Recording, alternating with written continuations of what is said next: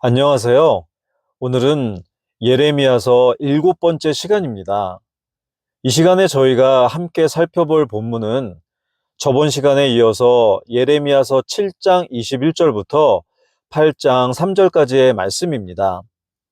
우리가 지난 시간에 형식적인 신앙은 하나님께서 거부하신다는 제목으로 7장의 말씀들을 살펴보았는데요.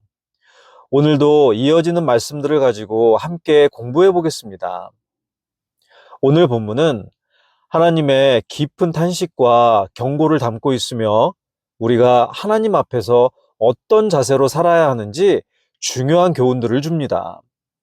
특히 오늘은 순종의 본질에 대해 깊이 나누고자 합니다. 하나님께서는 단순히 형식적인 제사를 원하시는 것이 아니라 우리의 진심과 순종을 원하시기 때문에 오늘 말씀을 통해서 우리 하나님의 마음과 순종의 중요성을 깊이 있게 생각해 보는 시간을 가질 수 있기를 바랍니다. 먼저 예레미야 7장 21절에서 하나님께서는 이스라엘 백성들에게 충격적인 말씀을 하십니다. 만군의 주, 곧 이스라엘의 하나님이 이같이 말하노라. 너희의 희생물에 너희의 번제 헌물을 얹고 고기를 먹으라. 하나님께서 이스라엘 백성들에게 번제와 희생 제물을 드리는 것을 꾸짖으시며 고기를 먹으라고 하셨는데, 원래 번제는 제물을 완전히 불태워서 하나님께 드리는 제사이기 때문에 남는 고기나 먹을 수 있는 고기가 없습니다. 그러나 하나님께서는 그들에게 고기를 먹으라고 하십니다. 이는 그들의 예배가 형식에만 치우쳐서 하나님이 받으실 만한 진정성이 전혀 없었음을 책망하신 것입니다. 레위기 1장을 보면 번제는 흠없는 희생물의 머리에 안수함으로써 자신의 죄를 희생물에게 전가시켜서 자신 대신에 죽이고 불에 완전히 태우는 제사입니다. 그리고 이것은 또한 하나님께 자신을 온전히 드린다는 뜻을 담고 있습니다. 그러나 예레미야 시대의 이스라엘 백성들은 이러한 제사의 본질을 완전히 잊어버렸습니다. 하나님께서는 예레미야를 통해 그들의 제사가 단순한 형식에 불과하며 그 마음이 하나님께 있지 않음을 지적하십니다. 이어지는 7장 22절과 23절에서 하나님께서는 이렇게 말씀하십니다. 내가 너희 조상들을 이집트 땅에서 데리고 나오던 날에 번제 헌물이나 희생물에 관하여 그들에게 말하지도 아니하고 명령하지도 아니하였느니라. 오직 내가 이것만을 그들에게 명령하여 이르기를 내 음성에 순종하라. 그리하면 나는 너희 하나님이 되고 너희는 내 백성이 되리라. 너희는 내가 너희에게 명령한 모든 길로 걸으라. 그리하면 너희가 잘 되리라. 여기에서 하나님의 핵심 메시지는 순종입니다. 하나님께서 출애굽 당시 이스라엘 백성들에게 가장 먼저 요구하신 것은 번제나 희생제물이 아니라 하나님의 음성에 순종하는 것이었습니다. 하나님과의 관계는 순종을 통해 이루어지며 순종은 단순히 명령을 따르는 것을 넘어 하나님과의 온전한 관계 속에서 드러나는 사랑과 헌신의 표현입니다. 그러나 이스라엘 백성들은 순종하지 않았습니다. 7장 24절에서 하나님께서는 이렇게 말씀하십니다. 그러나 그들이 귀담아 듣지도 아니하며 귀를 기울이지도 아니하고 자기들의 악한 마음이 꾀하고 상상하는 대로 걸으며 뒤로 물러가고 앞으로 나아가지 아니하였도다. 이 말씀에서 우리는 이스라엘 백성들이 단지 하나님의 말씀을 무시한 것만이 아니라 그들의 완고한 마음과 악한 상상을 따라갔다는 것을 알 수 있습니다. 순종은 단지 하나님의 명령을 듣고 행하는 것을 넘어 우리의 마음과 생각까지 하나님의 뜻에 일치시키는 것입니다. 그러나 이스라엘 백성들은 순종 대신 자신들의 욕망과 죄악된 본성을 따랐고 결국 하나님의 심판을 초래했습니다. 그렇다면 순종이 무엇일까요? 순종은 단순히 하나님의 명령을 듣고 따르는 것을 의미하지 않습니다. 그러면 진정한 순종은 어떠한 것들을 가지고 있어야 하는지 함께 살펴보도록 하겠습니다. 첫째, 자발적인 마음으로 하는 순종입니다. 하나님께서는 강제로 순종을 요구하지 않으십니다. 하나님께서 원하시는 것은 우리의 자발적인 순종입니다. 사무엘상 15장 22절에서 사무엘은 사울 왕에게 이렇게 말합니다.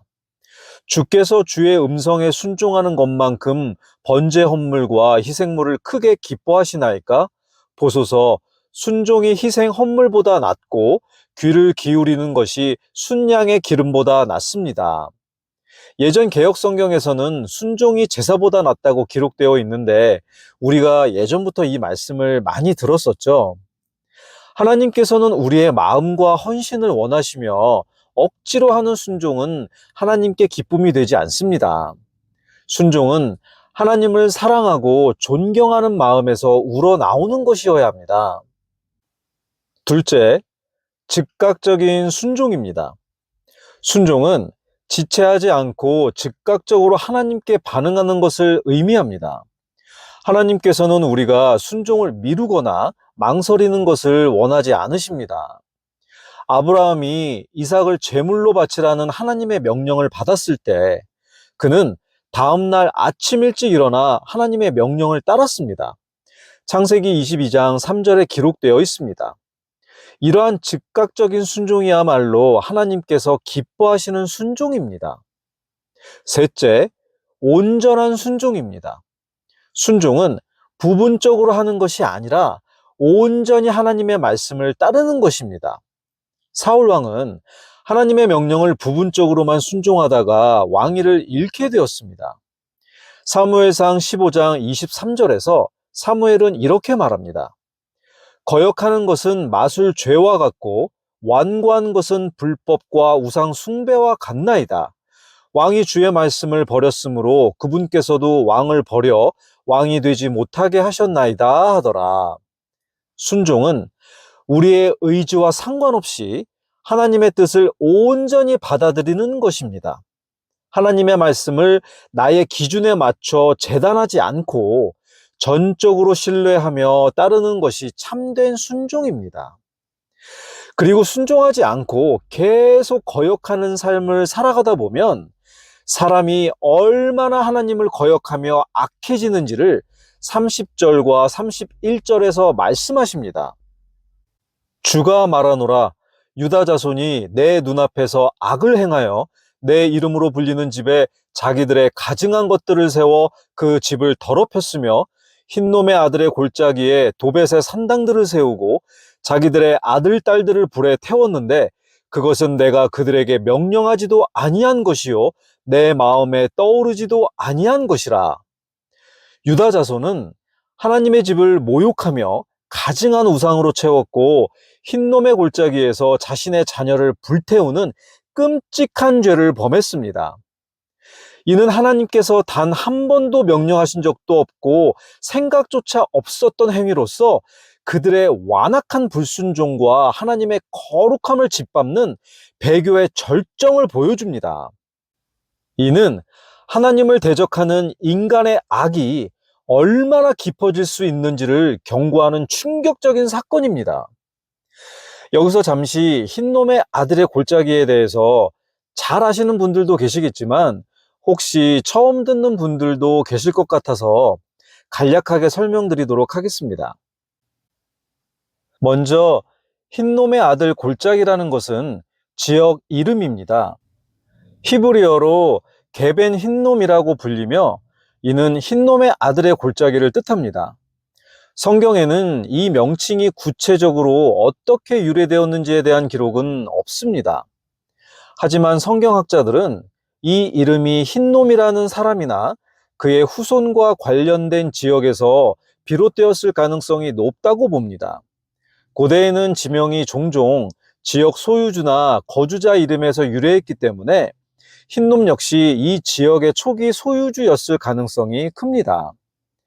그리고 흰놈의 골짜기는 예루살렘 남서쪽에 위치한 골짜기로 고대 유다 왕국 시기에 우상 숭배와 관련된 악명 높은 장소가 되었습니다. 특히 몰렉 신에게 자녀를 불에 태워 제물로 바치는 끔찍한 행위가 이곳에서 이루어졌습니다. 이러한 행위는 역대기하를 보게 되면 유다 왕 아하스와 므낫세 시대에 시작되었으며 하나님께서 이를 큰 가증한 죄로 보셨습니다. 그리고 우리가 공부하고 있는 예레미야 시대의 요시야 왕이 이곳을 더럽게 하여 아무도 몰렉을 위하여 자기 아들이나 딸을 불 가운데로 지나가게 하지 못하게 하였다고 열왕기하 23장 10절에 기록되어 있습니다. 그리고 성경 기록에는 없지만 유대 전승에서는 요시야 왕이 이곳의 우상 숭배를 없앤 후 흰놈의 골짜기가 예루살렘의 쓰레기와 시체를 소각하는 장소로 사용되었다고 전해집니다. 이로 인해서 이곳은 항상 불이 타오르고 벌레가 우글거리는 부정한 장소로 여겨졌습니다. 이러한 이미지가 결합되어 흰놈의 골짜기는 영원한 고통과 형벌의 상징인 지옥, 곧 헬라어로는 게헨나의 상징이 되었습니다. 예수님께서는 지옥의 형벌을 설명하실 때 이 단어를 사용하셨는데요. 히브리어 게벤 흰놈이 신약 시대에서는 헬라어로 게헨나로 사용되었습니다. 마태복음 5장과 마가복음 9장에 기록되어 있습니다.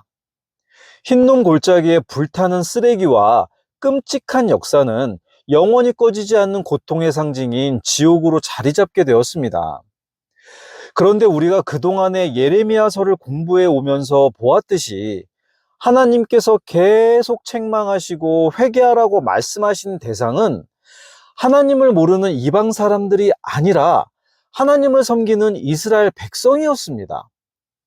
오늘 본문에서도 하나님을 믿는다고 하는 사람들이 우상을 숭배하고 하나님의 성전에 가증한 것들을 들여놓고 심지어 자기 자녀들을 불에 태워 제사를 드리는 끔찍한 일들을 저지르고 있었습니다.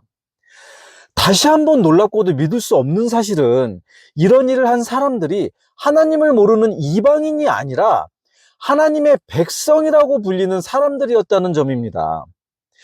그렇다면 그 당시 이방인들은 이런 유대인들의 모습을 보면서 무슨 생각을 했을까요?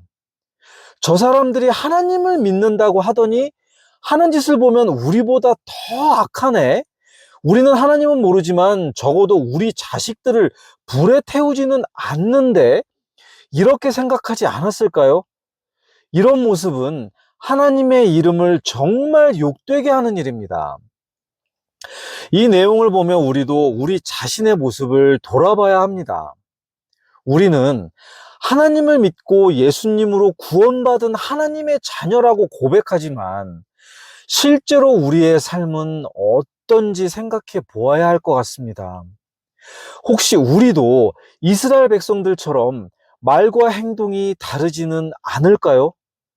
우리의 행동을 주변 사람들이 보면서 하나님을 믿는 사람들이 우리보다 더 나쁘게 사네? 이렇게 생각하게 만든다면 그것은 정말 심각한 문제입니다. 우리는 하나님을 믿는 사람답게 살아야 합니다. 우리의 말과 행동이 주변 사람들에게 하나님을 제대로 보여주는 모습이어야 합니다. 그렇지 않다면 우리는 하나님의 이름을 더럽히고 사람들에게 실망을 안겨주는 삶이 됩니다.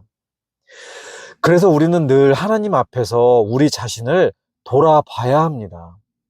내가 정말 하나님의 자녀답게 살고 있는지, 내 삶이 하나님을 모르는 사람들에게 좋은 본보기가 되고 있는지 점검해야 합니다. 그렇지 않다면 우리는 하나님의 뜻을 제대로 따르지 못하고 있는 겁니다. 예레미야서는 이스라엘 백성의 잘못을 보여주는 데 그치지 않고 오늘날 우리도 회개하고 새로워지라고 말씀하고 있습니다. 하나님을 믿는 우리의 모습이 하나님을 모르는 사람들에게 올바른 모습을 보여줄 수 있도록 우리의 삶을 늘 돌아보고 바르게 살아가야 한다는 교훈을 마음에 새겨야 하겠습니다. 이제 32절부터는 그동안에 하나님께서 이스라엘에게 수없이 돌아오라고 말씀하셨지만 그들은 끝내 하나님께 순종하지 않았고 결국 자기들의 죄악으로 인해서 처참하게 심판을 받게 되는 모습이 나옵니다. 32절에서 34절을 보게 되면 흰놈의 골짜기는 더 이상 지금처럼 불리지 않고 사륙 골짜기가 될 것이라고 말씀하시고, 그곳은 시체로 가득 차 묻을 곳조차 없을 것이고, 죽은 자들은 하늘의 새와 땅의 짐승들의 먹이가 될 것이며 아무도 그것들을 쫓아내지도 아니할 것이라고 말씀하십니다. 그리고 예루살렘과 유다에서는 기쁨과 즐거움이 완전히 사라지고 결혼식의 웃음소리조차 들리지 않을 만큼 모든 희망이 끊기고 땅은 황폐해질 것이라고 하십니다. 하나님의 심판이 임하면 그 땅은 생명이 살 수 없는 절망의 땅으로 변합니다. 그런데 이것이 끝이 아닙니다. 8장 1절에서 3절을 보게 되면 주가 말하노라, 그때 그들이 유다 왕들의 뼈와 그의 통치자들의 뼈와 제사장들의 뼈와 대언자들의 뼈와 예루살렘 거주민들의 뼈를 그들의 무덤에서 끌어내어 그들이 사랑하고 섬기며 뒤따라 걷고 추구하며 경배하던 해와 달과 하늘의 온 군대 앞에 펼쳐 놓으리니 그 뼈들이 거두어지거나 묻히지 못하여 지면에서 거름이 되리라. 이 악한 가족 중에서 남은 자들의 모든 나머지 사람들, 곧 내가 쫓아내어 머물게 한 모든 곳에서 남아있는 자들이 사는 것보다 죽는 것을 택하리라. 만군의 주가 말하노라. 이 구절은 하나님의 심판이 죽은 자들에게까지 미쳐 그들의 뼈가 무덤에서 끌려 나오는 상황을 묘사합니다. 이는 단순한 형벌을 넘어 그들의 죄악에 대한 극도의 모욕과 부끄러움을 드러냅니다. 특히 무덤에서 뼈를 꺼내는 순서를 보게 되면 왕들과 통치자들, 제사장들, 대언자들, 그리고 백성들 순서로 되어 있습니다. 이것을 볼 때 지도자들의 책임이 얼마나 중요한지를 강조합니다. 지도자들은 백성에게 영향을 끼치는 위치에 있으므로 그들의 죄악은 공동체 전체의 타락으로 이어졌습니다. 하나님의 심판은 지도자들에게 더 엄중하며 그들의 실패는 백성 전체의 멸망을 가져옵니다. 이는 하나님께서 지도자들에게 요구하시는 책임의 무게를 강력히 경고하는 메시지입니다. 그리고 죽은 자들의 뼈는 해와 달과 하늘의 군대 아래 버려져서 그들이 생전에 섬기고 사랑하며 따랐던 우상들 앞에서 수치를 당하게 되고, 그 뼈는 아무도 거두거나 묻지 않아서 완전한 모욕과 부정을 겪게 된다고 하시고, 또 살아남은 사람들은 절망과 고통 속에서 차라리 죽음을 택할 만큼 비참한 삶을 살아가게 될 것이라고 말씀하셨습니다. 이것은 하나님을 떠난 삶이 결국 얼마나 철저히 파괴되고 끝없는 고통으로 이어지는지를 보여줍니다. 그리고 이스라엘 백성들이 하나님을 떠나 우상을 숭배했을 때 그들이 의지하던 우상은 아무런 도움도 되지 못했고 그들의 죄악은 하나님의 심판을 불러왔습니다. 하나님과의 관계가 깨질 때 인간은 자신의 욕망과 죄악에 의해 멸망할 수밖에 없음을 경고하는 강력한 메시지입니다. 여기까지가 오늘 본문의 내용입니다. 예레미야서 7장 21절부터 8장 3절까지의 말씀은 유다 백성이 하나님께 순종하지 않고 계속 반역하며 큰 범죄를 저질렀을 때 결국 하나님의 심판을 받아 비참한 결과를 맞이하게 되는 모습을 보여줍니다. 오늘 본문의 내용은 이렇게 심판으로 끝이 나는데요. 여기서 강해를 끝내지 않고 우리가 정말 감히 상상할 수 없는 하나님의 크시고도 놀라운 사랑을 살펴보려고 합니다. 너무나도 순종하지 않고 패역한 이스라엘을 심판하시면서도 그들을 너무 불쌍히 여기시고 너무 사랑하셔서 완전히 버리지 않으시는 하나님께서 앞으로 어떤 계획을 세우시는지를 예레미야서 31장을 통해 미리 살펴보고 마무리할까 합니다. 하나님께서는 인간의 연약함과 죄성을 아셨습니다. 인간이 스스로의 의지로는 결코 온전히 순종할 수 없음을 보셨습니다. 이로 인해 하나님께서는 새로운 방법으로 인간과의 관계를 회복하려 하셨고, 그것이 바로 새 언약입니다. 예레미야서 31장 31절부터 33절에 하나님께서는 새 언약에 대해 말씀하셨습니다. 주가 말하노라, 보라, 날들이 이르리니 내가 이스라엘의 집과 유다의 집과 새 언약을 맺으리라. 이 언약은 내가 그들의 조상들의 손을 잡고 그들을 이집트 땅에서 데리고 나오던 날에 그들과 맺은 언약에 따른 것이 아니니라. 내가 그들에게 남편이었을지라도 그들이 내 언약을 깨뜨렸느니라. 주가 말하노라. 그러나 내가 이스라엘의 집과 맺을 언약은 이것이니 곧 그날들 이후에 내가 내 법을 그들의 속 중심부에 두고 그들의 마음속에 그것을 기록하여 나는 그들의 하나님이 되고 그들은 내 백성이 되리라. 주가 말하노라. 이제 새 언약은 율법을 지키라는 요구가 아니라 하나님의 법이 우리의 마음에 새겨지는 것입니다. 하나님께서는 인간의 한계를 아시고 더 이상 인간이 스스로의 힘으로 언약을 지킬 수 없다는 것을 보셨습니다. 그리고 하나님께서는 처음부터 인간과 항상 함께 하시길 원하셨습니다. 창조 때부터 하나님은 인간과의 교제를 위해 모든 것을 마련하셨고, 타락 이후에도 인간과의 관계를 회복하기 위해 언약을 세우셨습니다. 그러나 인간은 끊임없이 죄를 짓고 하나님을 떠났습니다. 모세를 통해 맺으신 옛 언약은 분명 완전한 것이었습니다. 하나님께서는 신실하시기에 이 언약을 끝까지 지키셨습니다. 하지만 인간이 계속해서 언약을 어기자 하나님께서는 새 언약을 통해 직접 개입하시기로 결정하셨습니다. 하나님께서는 우리와 동행하시기 위해 예수님을 보내셨고 그분을 통해 우리 안에 거하시기로 하신 것입니다. 누가복음 22장 20절에서 예수님은 이렇게 말씀하셨습니다. 이 잔은 너희를 위하여 흘린 나의 피로 세우는 새 상속 언약이라. 예수님의 피는 새 언약을 세우는 대가였고 성령님은 이 언약을 우리의 삶 속에서 성취하시는 분이십니다.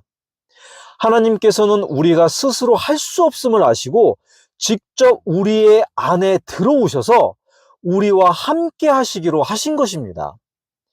그리고 새 언약 아래에서 진정한 순종은 우리의 마음과 모든 삶을 하나님께 온전히 드리는 것입니다.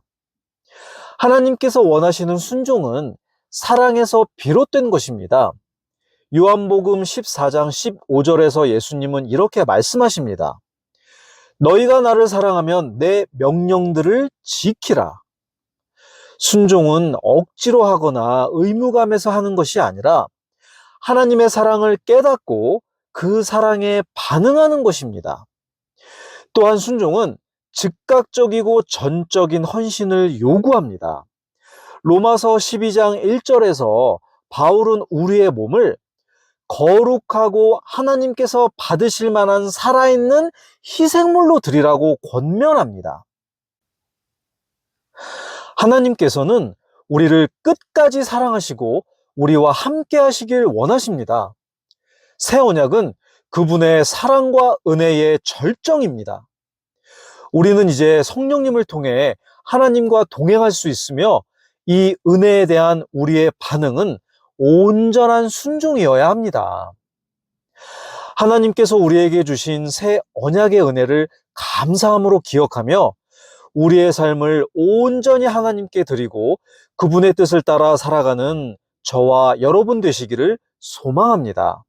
감사합니다.